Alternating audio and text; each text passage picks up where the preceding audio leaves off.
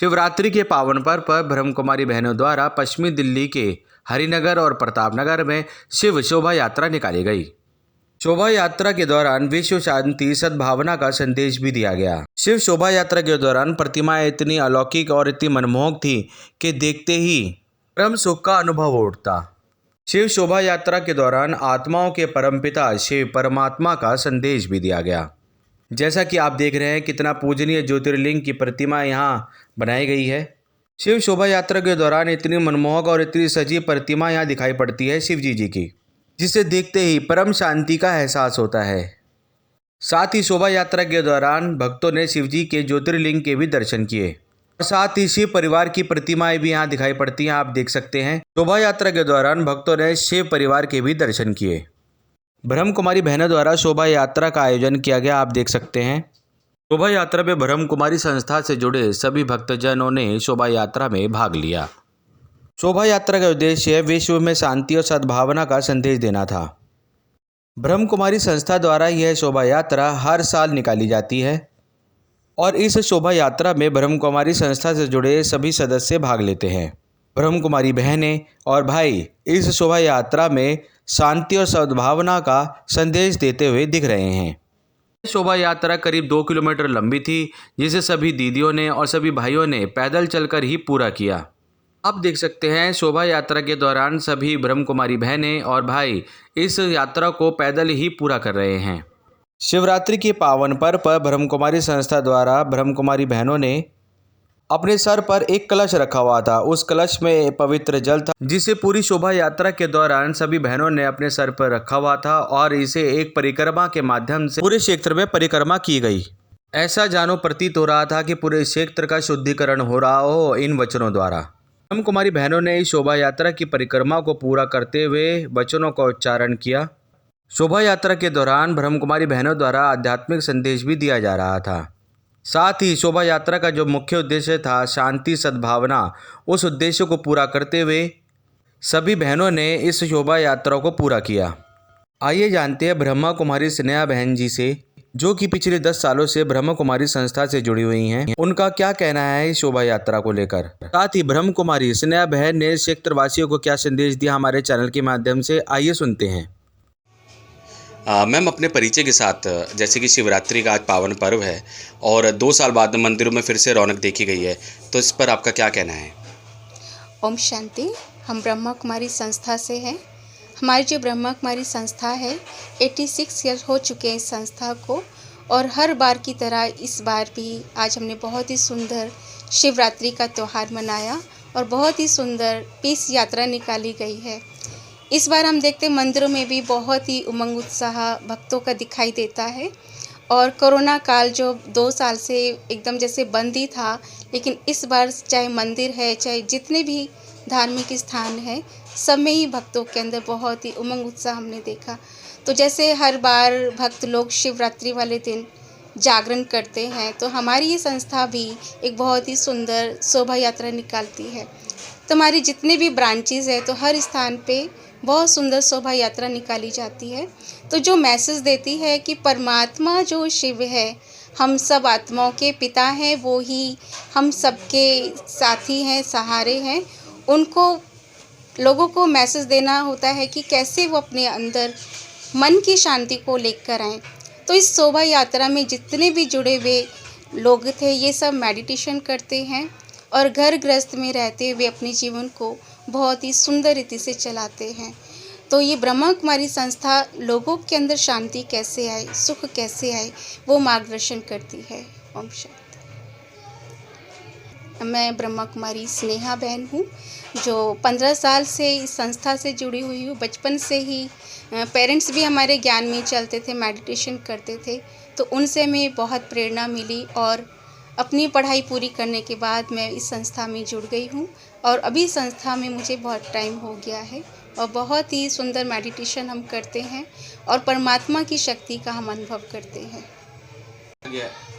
Ma'am, जैसे कि देखा गया है ज़्यादातर कुछ लोगों को जैसे कि एंजाइटी या डिप्रेशन के शिकार जो लोग होते हैं, चाहे वो भाई हो या बहन, तो वो भी क्या ब्रह्म कुमारी के साथ जुड़कर अध्यात्म का ज्ञान प्राप्त कर सकते हैं? बिल्कुल, ये संस्था कोई एक धर्म को लेके नहीं चलती है। इस संस्था में जितने भी सभी धर्म के लोगों के लिए अलाउ किया गया है, क्योंकि सभी एक पिता के ही बच्चे हैं और परमात्मा का ज्ञान सबका अधिकार है और परमात्मा से प्राप्ति सभी कर सकते हैं। तो यहाँ पे कोई भाई बहन का ऐसा नहीं है, कोई धर्म का भेदभाव नहीं है।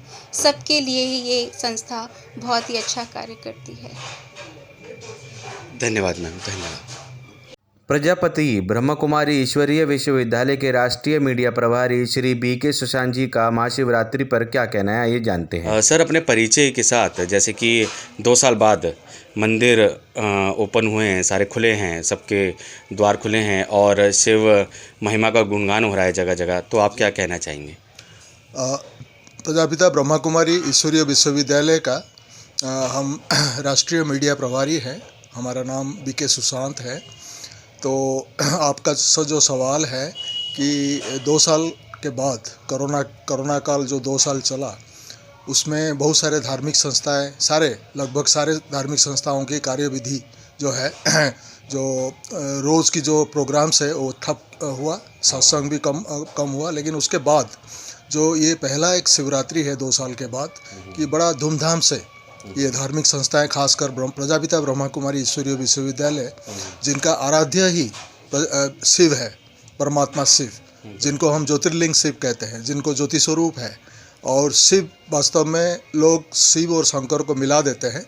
शिव कोई देहधारी देवता नहीं है, कोई आकारी या साकारी देवता नहीं है, लेकिन निराकार ज्योति स्वरूप, ज्योतिर्बिंदु स्वरूप, जिनको ज्योतिर्लिंग कहा गया है, तो वो परमात्मा है। जैसे आत्मा ज्योति स्वरूप है और ज्योतिर्लिंग रूप में ज्योति हमेशा निकलता है, ज्योति का लो जो है हमेशा लिंगाकार में निकलता है, अंडाकार में निकलता है, मंडलाकार में निकलता है, गोलाकार या त्रिकोणाकार में नहीं निकलता है।